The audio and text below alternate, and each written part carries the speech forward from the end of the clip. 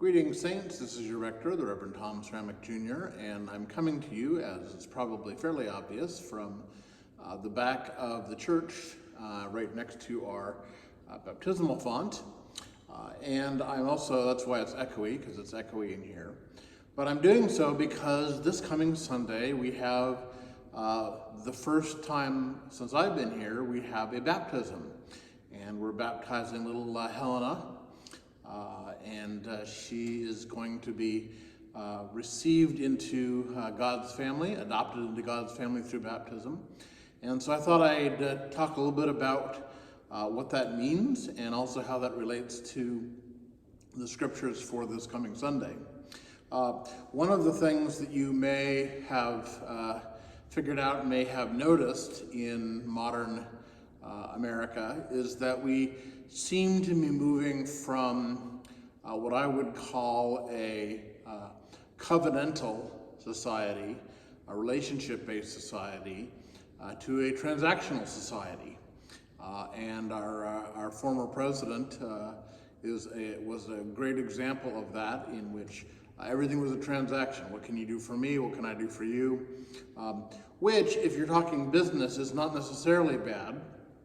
Most business transactions are very much based on I do this for you, you do that for me, or I pay this to you and you do that for me.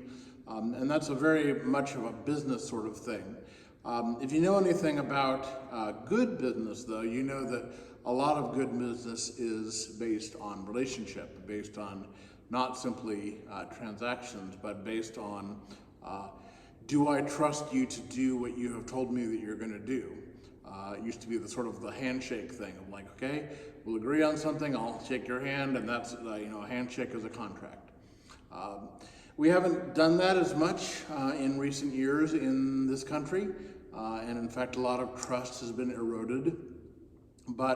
And we don't generally talk about covenants when we talk about business or society. That's exactly what we're going to do this coming Sunday, which is we're going to talk about the baptismal covenant. And a covenant, rather than a contract, is essentially a statement of faith. A covenant is an agreement that we will be in relationship with one another. And God's covenant with Abraham was the beginning of the people of God known as the Israelites. And that covenant with Abraham, that was an agreement between God and Abraham, that God would be their God, and that they would be God's people. And so that covenant is something that a covenant is something that we reenact in baptism. When we talk about baptism, we talk about God leading the Israelites through the waters of the Red Sea on dry land. We talk about all the salvation history. We talk about John the Baptist having baptized people.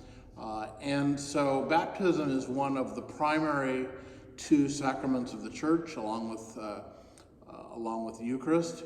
And it is not a contract. It is not something that says to this child, if you do this, this, this, and this, then the church will do this, this, this, and this. Rather, it is something that says that the church will be in relationship with you, and you are agreeing, at least your parents and godparents on your behalf are agreeing that you will be in relationship with the church. And to reinforce that, every time we have a baptism, we reaffirm all of our baptismal covenants, the covenants that were either taken on our behalf at baptism or that we took on our own baptism if we were of speaking age.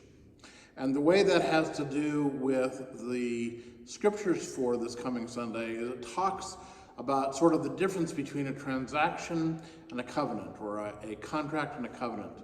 And in the gospel passage, it talks a lot about forgiveness. And the idea is that forgiveness is a demonstration of a relationship. If you're in any sort of relationship, if you're in a romantic relationship, a friendship, and especially if you're in the covenant, united in the covenant of marriage, you know that forgiveness is part and parcel of that you really can't sustain a relationship without forgiveness.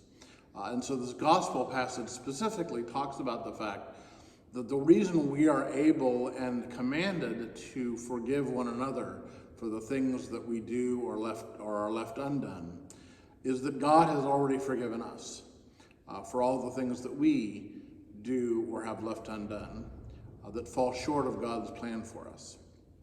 And it is a reflection of that forgiveness that God has for us that we then are enabled and commanded to forgive others. And so I want to just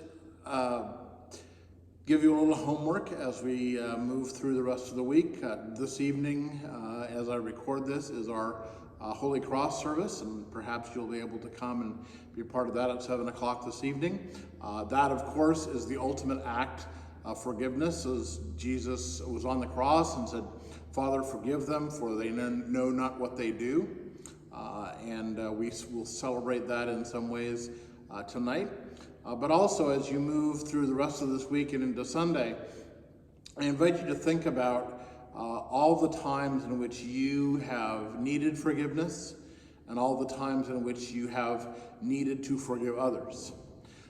And to think about what it feels like to be forgiven for things that you've done wrong, and what it feels like to forgive someone else, and to not hold on to that thing which you might otherwise hold against them. So I encourage you to think about that. I also encourage you to come this evening at 7 for our Holy Cross service, and on Sunday at 10 o'clock for our baptism and Eucharist service, and to invite others along with you to either one of those services. We love having visitors, as I frequently mention, and encourage you to invite other people to go along. So with that, I will sign off. Enjoy your week. Think about being forgiven and forgiving others, and I will see you on Sunday. God bless.